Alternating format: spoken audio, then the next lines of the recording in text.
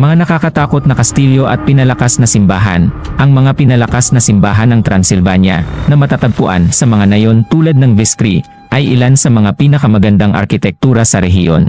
Ang mga simbahang ito, karamihan ay itinayo ng mga Saxon, ay nagsilbing parehong lugar ng pagsamba at kuta laban sa mga mananakop. Ngayon, mga UNESCO Heritage Site ang mga ito, ngunit may nakakakilabot na katangian na madalas natatabunan ng kastilyo ni Dracula sa Bran. Bukod sa Bran, ang Corvin Castle at mga guho ng Rasnov Fortress ay puno ng mga mas kaunting kilalang kwento ng multo at mga alamat. Ang madidilim na kwento ni Vlad the Impaler. Si Vlad the Impaler, na kadalasang sinasabi bilang inspirasyon para kay Dracula, ay isang komplikadong tauhan sa kasaysayan ng Transylvania.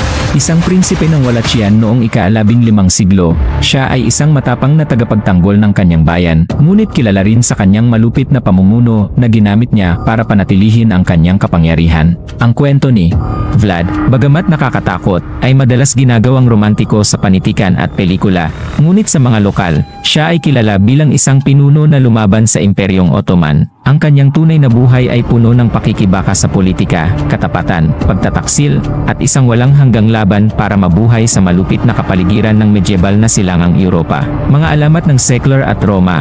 Ang mga alamat ng Transylvania ay isang tapestry na pinagtagpi ng iba't ibang tradisyong etniko,